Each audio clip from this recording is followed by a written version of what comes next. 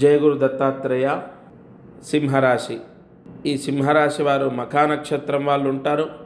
పుబ్బ, ఉత్తర ఈ నక్షత్రాల్లో సింహరాశి వారు ఎవరైతే ఉంటారో వారికి ఈ ఫలితం వర్తిస్తుంది.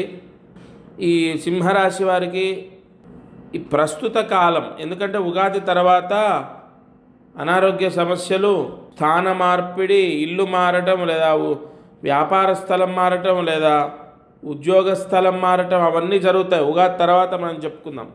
ప్రస్తుతము సింహరాశి వారికి దైవ బలం చేత గ్రహాలు అనుకూలిస్తాయి. ఇక్కడ కర్మదోషం చేత గ్రహాలు బాధింపబెట్టడం ఒకటైతే, దైవ బలం చేత ఆ బాధలోంచి బయటపడడం ఒక మార్గం. అటువంటి ఫలితమే సింహరాశిది. దైవ బలం బ్రహ్మాండంగా ఉంది సింహరాశి వారికి. తద్వారా ఆటుపోటులన్నీ కూడా ప్రథమంలోనే వెళ్ళిపోతాయి.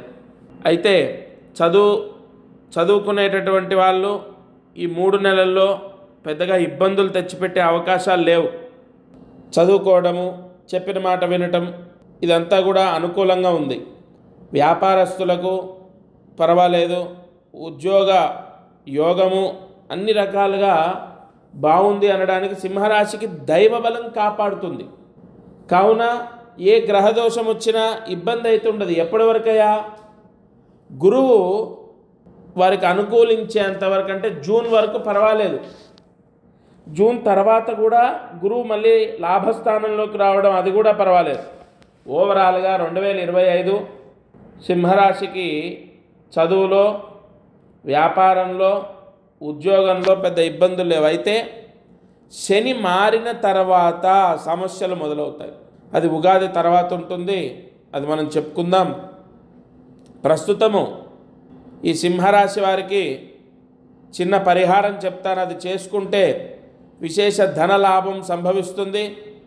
2025 ప్రథమ దశలో సింహరాశి వారికి పెద్ద పెద్ద సమస్యలు, చికాకులు ఏవి రాకుండా ఈ పరిహారంతో రక్షింపబడతారు.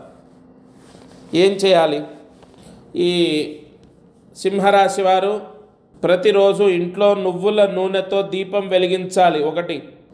ఎప్పటి వరకు ఈ పరిహారం చేస్తే దోషం పోతుందండి?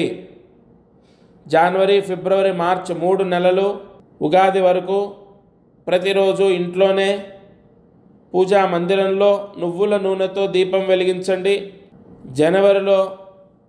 జనవరి నెలాఖరులో లేదా ఫిబ్రవరిలో దగ్గరలో ఉన్న ఆంజనేయ స్వామి దేవాలయంలో తమలపాకులతో సింధూరము రాయించి తమలపాకులతో పూజ చేయించండి.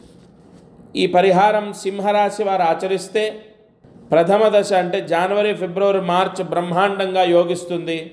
సింహరాశి వారికి పెద్ద పెద్ద సమస్యలు, చికాకులు, విపత్తులు రాకుండా రక్షింపబడతారు.